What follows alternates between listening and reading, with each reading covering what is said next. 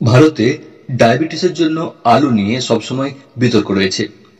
একদল ডাক্তার এটিকে রক্তে শর্করা বাড়ানোর কারণ মনে করেন, অন্যদিকে গবেষণায় দেখায় যে যদি আলু সঠিকভাবে রান্না করে খাওয়া হয় তবে এটি ডায়াবেটিস রোগীদের জন্য উপকারীও হতে পারে।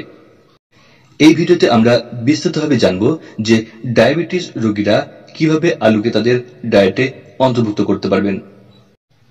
প্রথমে জানতে হবে যে কেন বলা হয় ডায়াবেটিসে আলু এড়িয়ে চলতে। আলুতে থাকা স্টার্চ এবং কার্বোহাইড্রেট। আলুতে উচ্চ পরিমাণে কার্বোহাইড্রেট এবং স্টার্চ পাওয়া যায়, যা শরীরে গিয়ে গ্লুকোজে রূপান্তরিত হয়। এই কারণে ডায়াবেটিসের জন্য আলু প্রায়শই নিষেধ করা হয়। কিন্তু স্টার্চের প্রকৃতি এবং এটি রান্না করার পদ্ধতি এই প্রভাবকে পরিবর্তন করতে পারে। সেদ্ধ আলু ডায়াবেটিসে একটি বুদ্ধিমান বিকল্প। সেদ্ধ করলে ক্যালোরি এবং স্টার্চ কমে।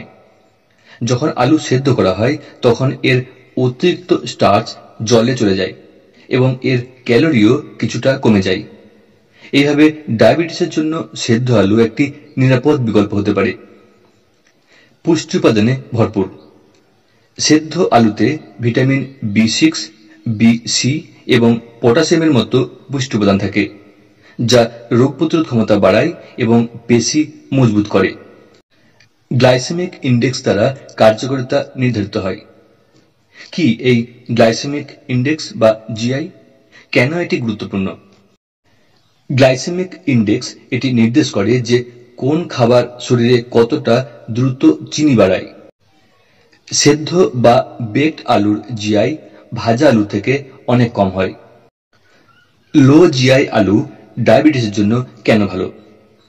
কম জিআই যুক্ত আলু খেলে রক্তে শর্করা ধীরে ধীরে বাড়ে, যার ফলে ইনসুলিন স্পাইক হয় না এবং এটি ডায়াবেটিস রোগীদের জন্য অধিক নিরাপদ। রেজিস্ট্যান্ট স্টার্চ আলুকে প্রোবায়োটিক বানায়। হজম এবং রক্তে শর্করায় ইতিবাচক প্রভাব।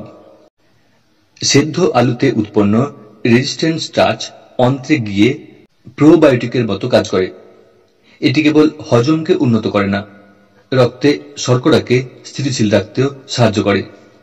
বেকড আলু স্বাদ এবং স্বাস্থ্যের সংমিশ্রণ। বেকিং করলে পটাশিয়াম এবং ফাইবার বাড়ে। বেকড আলুতে পটাশিয়ামের পরিমাণ বেশি থাকে, যা রক্তচাপ নিয়ন্ত্রণ করে। এর ফাইবার উপাদান মেটাবলিজম উন্নত করে। কিভাবে স্বাস্থ্যকর বেকড আলু তৈরি করবেন? তেল ছাড়া ওভেনে 20 থেকে 25 মিনিট বেক করুন। চাইলে উপরে সামান্য অলিভ অয়েল এবং হার্বস দিতে পারেন। এটি কেবল সুস্বাদু হবে না, বরং ডায়াবেটিসের জন্য আলু হিসেবেও উপকারী হবে। কি পরিমাণ আলু খাবেন? ভারসাম্যই মূল চাবিকাঠি। ডায়াবেটিসে আলু খাওয়া সম্পূর্ণভাবে নিষেধ নয়, তবে এর পরিমাণ সীমিত হওয়া উচিত। দিনে একবার প্রায় আধা বাটি অর্থাৎ প্রায় 100 গ্রাম সেদ্ধ বা বেকড আলু ফাইবার সমৃদ্ধ খাবারের সাথে খাওয়া সঠিক হবে। কখন খাবেন না আলু? যখন রক্তে শর্করা খুব বেশি থাকে বা ডাক্তার বিশেষভাবে নিষেধ করে থাকেন, তখন আলু এড়িয়ে চলুন। ডায়াবেটিসের জন্য আলুকে কিভাবে নিরাপদ করবেন? আলুকে কখনোই ডিপ ফ্রাই করবেন না। সেদ্ধ বা বেক করা আলুই সেবন করুন বা খান।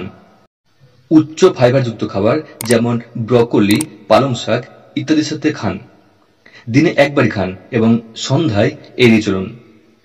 নিয়মিত রক্তে শর্করা পরীক্ষা করুন। আলু শত্রু নয়, শুধু সতর্কতা জরুরি। ডায়াবেটিসের জন্য আলু যদি সঠিক উপায়ে খাওয়া হয় তবে এটি ক্ষতিকর নয়, বরং উপকারীও হতে পারে। সেদ্ধ বা বেক করা আলু সীমিত পরিমাণে সুষম খাবারের সাথে গ্রহণ করলে কেবল রক্তে শর্করা নিয়ন্ত্রণে থাকে না, শরীর প্রয়োজনীয় পুষ্টিও পায়। ডায়াবেটিস আক্রান্ত ব্যক্তির উচিত তাদের ডাক্তারের পরামর্শ এবং তথ্য সহ আলুকে ডায়েটে অন্তর্ভুক্ত করা।